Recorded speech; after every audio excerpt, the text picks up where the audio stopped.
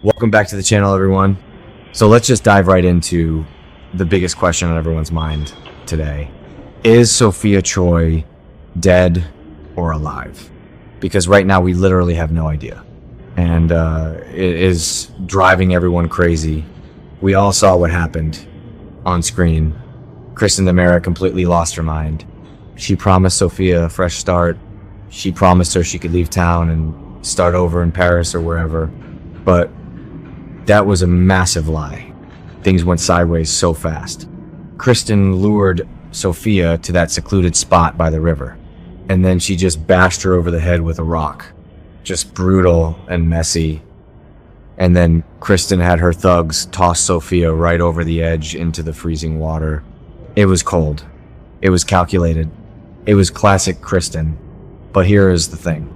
Salem PD has been looking everywhere. Jada Hunter and her team sent out search and rescue.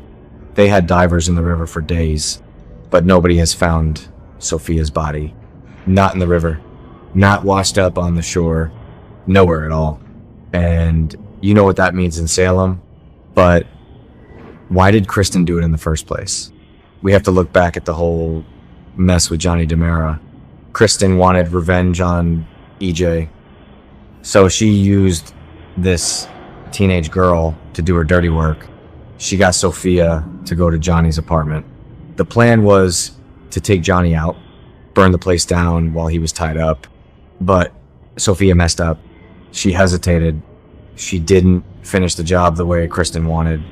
And you do not cross Kristen DiMera. When Sophia failed, Kristen decided she was a huge liability, a loose end that needed to be cut immediately. So instead of giving her that ticket out of town, she gave her a rock to the skull. It is just so dark, even for Kristen. She completely manipulated this young girl who was already struggling. Sophia was just out of Bayview.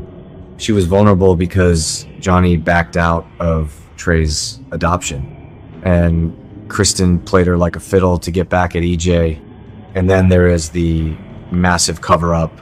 Kristen is trying to play it cool, but the walls are closing in on her. Jada found blood on the railing. They found footprints. The evidence is piling up fast, but Kristen is smart. She made sure Sophia left a fake suicide note, a note that blamed Holly Jonas for everything. Sophia wrote that Holly bullied her into taking her own life. Sophia even set up fake accounts to cyberbully herself just to lay the groundwork. So now everyone thinks Sophia just jumped. Amy Choi is out of her mind with grief. She is pointing fingers at Holly. She wants the DA, Melinda Trask, to press manslaughter charges. And Kristen is just sitting back at the DiMera mansion, sipping her drinks, letting a teenager take the fall for her murder. It is sick, but it is working for now, because without a body, Jada can't prove it was a homicide.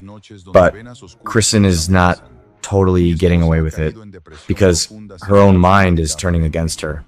We have seen Sophia show up a few times since the river incident, standing right there in the DiMera living room, dripping wet, blood pouring down her head, looking like a total horror movie monster, telling Kristen she looks like she has seen a ghost.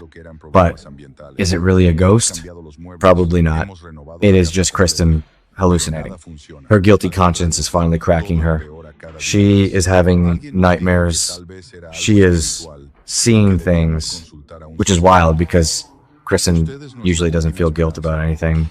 But something about bashing a teenager's head in is really messing with her. Or maybe she is just terrified of getting caught. EJ is already suspicious. He knows Kristen is up to something. And if he finds out she tried to kill his son and then murdered his sister's friend, EJ will absolutely end her. So let's talk about the missing body. Rule number one of soap operas: no body means no crime. And no body definitely means the person is probably not dead. Sophia could have survived that rock to the head, People survive way worse in Salem every single Tuesday. She could have washed up downstream. Maybe someone found her on the riverbank.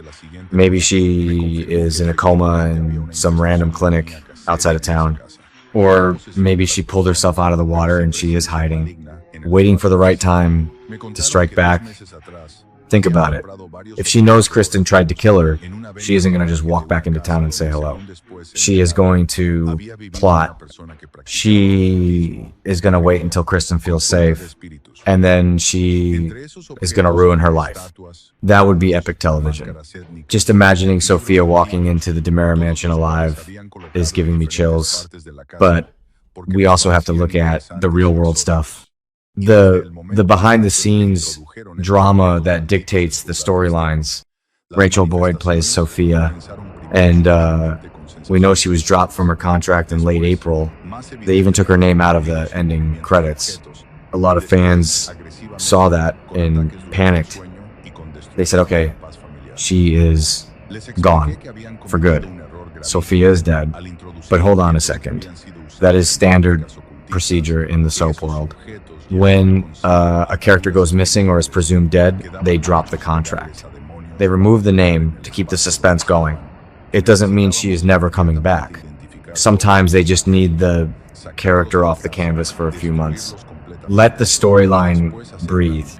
Let Amy go crazy with grief. Let Holly feel the guilt.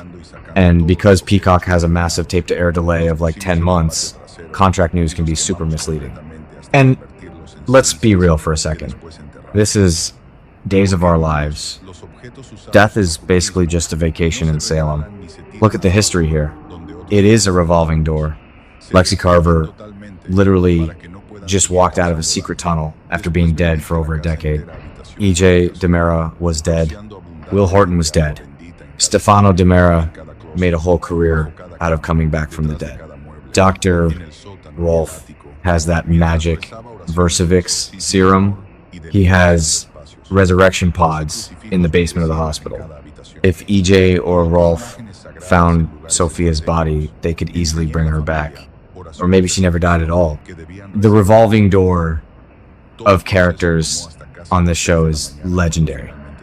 So, even if Sophia is technically dead right now, that is just a minor inconvenience. She can easily come back whenever the writers decide they need more drama. Meanwhile, the collateral damage from this whole mess is just huge. Amy Choi is completely losing it. She is a grieving mother, and she wants blood. She is going after Holly with everything she has. She ruined a perfectly nice coffee date between Holly and Tate just to scream at her. And Holly is a wreck. She actually feels responsible because she did say awful things to Sophia. She wished she was dead. And now she thinks her words pushed her former best friend over the edge. Tate is trying to hold Holly together, but it is a mess.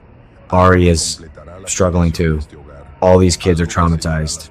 And it is all because of Kristen. Kristen's selfish need for revenge on EJ is ruining so many lives. It is a massive ripple effect. And it is going to get worse before it gets better. So what happens next? I am betting Sophia's alive. I think she is out there somewhere, nursing a massive headache and a major grudge. We might see a body wash up for Memorial Day, but it will probably be a fake out. Or maybe it will be someone else entirely. Kristen is going to keep spiraling. The ghosts are going to keep haunting her. And eventually the truth is going to come out. Jada is too good of a cop to let this go. She knows that suicide note doesn't make sense with the blood on the railing. She is going to keep digging.